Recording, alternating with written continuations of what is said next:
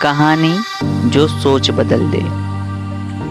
Video को आखिरी तक देखें, जीवन की नई सीख आपको वीडियो के अंत में प्राप्त होगी। तो लेट्स गो मोटिवेशन स्टोरी। चलिए शुरू करते हैं आज की कहानी। एक राजा ने अपने सैनिकों को सड़क के बीच में एक बड़ी चट्टान रखने के लिए कहा।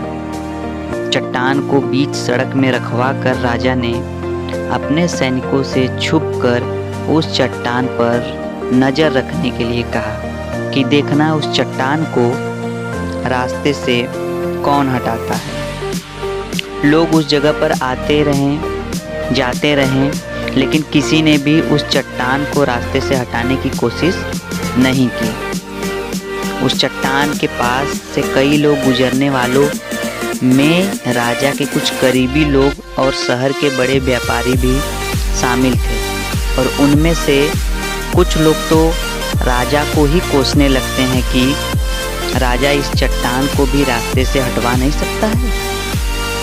लेकिन किसी ने भी उस चट्टान को रास्ते से हटाने का प्रयास नहीं किया।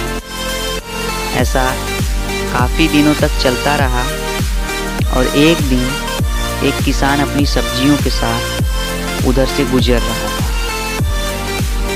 उसने चट्टान को रास्ते में पड़े देखा और सोचा कि सबको इस चट्टान की वजह से कितनी तकलीफ हो रही है।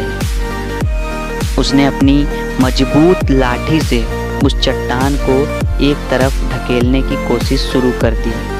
काफ़ी कोशिश के बाद उसे सड़क से हटाने में कामयाब हो गया। चट्टान रास्ते से हटाने के बाद किसान अपनी सब्जियों को उठाकर जाने ही वाला था कि अचानक उसकी नज़र एक पोटली पर पड़ गई,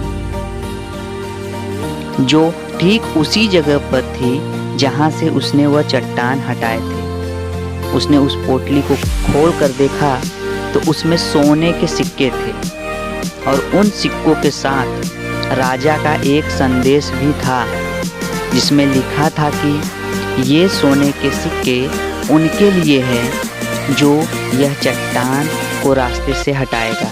दोस्तों, बिल्कुल ठीक इसी प्रकार से हम सबके लाइफ में जब परेशानियां आती हैं तो कुछ लोग उन परेशानियों से बच करके निकल जाते हैं और कुछ रास्ता बदल देते हैं, और चंद लोग ठान लेते हैं उन परेशानियों का हल निकाल लेने की।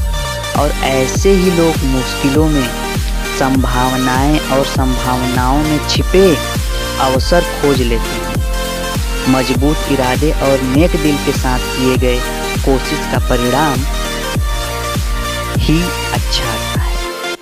इसीलिए जीवन के परेशानियों से घबराइए मत।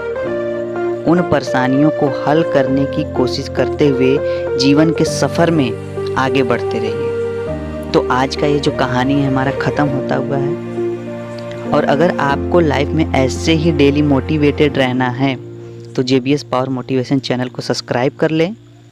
Thanks for watching.